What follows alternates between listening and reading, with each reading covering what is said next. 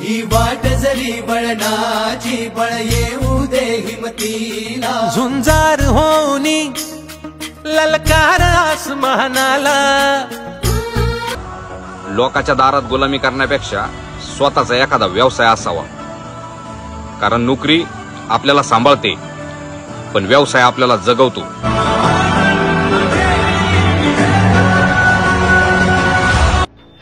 तर हा सध्या मी एक व्हिडिओ काढलेला आहे की जो फुल अँगलने कव्हर करतोय शेडचं आणि ह्याच्यामध्ये जर तुम्ही व्हिडिओमध्ये बघितलं तर तुम्हाला याच्यामध्ये शेळ्या दिसतील आणि हे जे शेड आहे ते लांबीला असं खूप मोठं आहे आणि याच्यामध्ये जवळपास 10 ते 12 कप्पे आहेत म्हणजे इकडच्या साईडला लेफ्ट साईडला 6 आणि राईट साईडला 6 कप्पे। तर प्रत्येक कप्प्यामध्ये शेळ्या वेगवेगळ्या त्यांच्या टाईपनुसार असतात म्हणजे एका कप्प्यामध्ये शेळ्यांची छोटी पिल्लं आहेत, एका कप्प्यामध्ये मोठ्या शेळ्या आहेत, तर एका कप्प्यामध्ये नुसत्याच वेलेल्या शेळ्या आहेत। तर काही कप्प्यामध्ये बोकडं आहेत जे विकण्यासाठी आहेत किंवा काही कप्प्यामध्ये पांढरं आहे। तर हा सध्या मी दाखवत आहे तो रेडिओ आहे। तर सिग्नलच्या कंडिशननुसार आम्ही रेडिओची जागा वगैरे बदलत असतो वेगवेगळ्या ठिकाणी।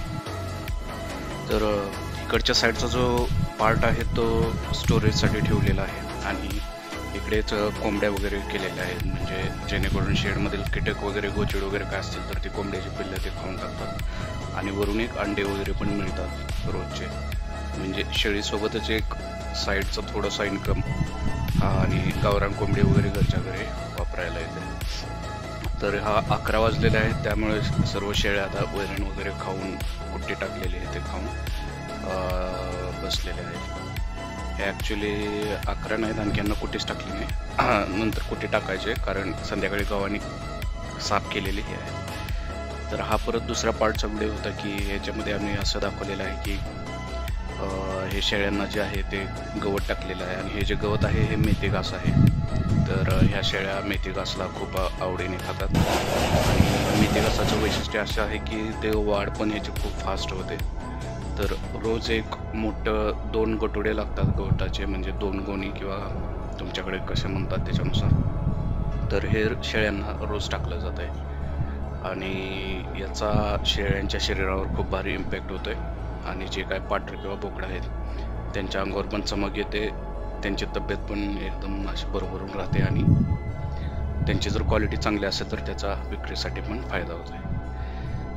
तर हे कधी कधी मेथी घास वगैरे टाकताना तो खाली पडलेला जातो तर तो परत उचलून एकदा टाकावा लागतो। तर ह्या गवताचं असं वैशिष्ट्य आहे की याच्यामध्ये शेळी ह्याचं एक पण काडी शिल्लक ठेवत नाही म्हणजे सर्वच्या सर्व खाऊन टाकतात हे। फक्त ह्याचा प्रॉब्लेम हाच आहे की हे मेथी घास काढायला जरा त्रास होतोय तर तो बसून काढावा लागतो किंवा हे ते म्हणजे थोडंसं ते काढणंच हे आहे। पण तुमच्याकडे जर व्यवस्थित वेळ असेल आणि जर तुम्हाला काही इश्यू नसेल तर त्याचा फायदाच आहे। तर इकडं बघितलं होतं की हे छोटेसे पिल्लं आहेत हे जस्ट 4-5 दिवस झालेलं आहे शेळीला एवढं तर ते ओरडत आहे। कधी कधी शेळ्या जे आहेत ते त्यांच्या पिल्लांना दूध वगैरे पाजत नाहीत तर सुरुवातीला 4-5 दिवस त्यांच्याकडे लक्ष द्यावं लागते चांगल्या ह्याने की करडांचं दूध वगैरे किंवा त्यांना व्यवस्थित पाहिजे ते मिळालं पाहिजे। तर हा जर शेडचा असा व्ह्यू बघितला तर ह्या अशा सर्व शेळ्या वगैरे हे खातात। हे पिल्लू जरा वरडत आहे आणि थोडंसं मांसाळलेलं पण आहे तर आता त्याला पकडून त्याला व्यवस्थित त्याच्या पाहिजे त्या कप्प्यामध्ये नेऊन शेळीपाशी नेऊन ठेवलं पाहिजे नाहीतर ते कधी कधी सारखं ओरडत राहतं आणि ते बरोबर वाटत नाही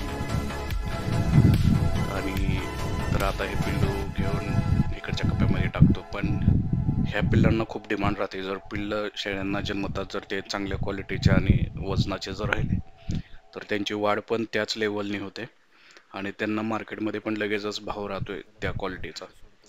त्यामुळं पिल्लू जन्मपासूनच व्यवस्थित जर सांभाळलं तर ते एकदम व्यवस्थित म्हणजे तुम्हाला मार्केटमध्ये दर आणि कंडिशन पण एकदम व्यवस्थित सापडेल। नाहीतर जर पिल्ले मरतुकडे झाले किंवा त्यांना जर खायला नाही दिलं व्यवस्थित तर मग सर्वच गोष्टींना परत फेस करावं लागतंय। तिथे आता एक तुम्ही जो बघितला होता जो दगड टांगलेला तर ते एक मीठ आहे जे काही शेळ्यांना कॅल्शियम वगैरे कमी पडलं तर ते त्यांना द्यावं म्हणून। तर ह्या ज्या कोंबड्या पण आहेत मध्ये मध्ये त्या कोंबड्या पण कधी कधी हे जे गव्हाणे आहेत शेळ्यांना खाऊ टाकला तिथं अंडे वगैरे घालतात. तर रोजचे 7-8 10 तर अंडे मिळतात त्यांचे. आणि याच्यामध्ये असे काय काय पिल्लं हे आहेत, म्हणजे जे गव्हाणे आहेत त्याचे काय काय हे तुटलेलं आहे, तर त्याच्यातून हे जरा बाहेर यायचा प्रयत्न करत आहेत. तर त्या गव्हाण्यांना व्यवस्थित लॉक केलं पाहिजे. तर आता हे पिल्ले जे बाहेर आले त्यांना मी परत कप्यामध्ये लावतो पाहिजे ते त्यांच्या. नाहीतर हे कसं बाहेर येऊन हे एखादं दुसरं बाहेर आले की बाकीच्या पण शेळ्या बाहेर यायला हे बघतात आणि त्याच्यामुळं परत सगळं जरा गणित बिघडतंय. आणि हे एकदा बाहेर आले की लवकर सापडत पण नाहीत. आणि मेन म्हणजे काय करतात, बाहेर येऊन नासधूस करायला बघतात थोडेसे. हे 4-5 आहेत त्यामुळं असे जसं शाळेमध्ये काय 4-5 जण असतात मुलं खोडकर, तशा टाईपची कंडिशन आहे. तर इकडून हे असं शेडचं नियोजन, हे बोकड ज्याचं प्रजननासाठी वापर, हे शिरोई टाईपचं आहे आणि हे खूप महाग मिळालं होतं. जस्ट लेटेस्टली मी एक व्हिडिओ टाकलेली की आम्ही हे आता विकायला काढतोय म्हणून, तर तुम्हाला पाहिजे असेल तर सांगा. आणि हे झूम करून जे दाखवत आहे तिकडे आमचं शेळ्यांसाठीचं खाद्य आहे, म्हणजे गिनीगोल, मेथी घास, साईडला डाळिंबाची बाग वगैरे आहे. तर ते तिथून जवळच्या जवळ सगळा चारा वगैरे आणायला सोपं पडतंय.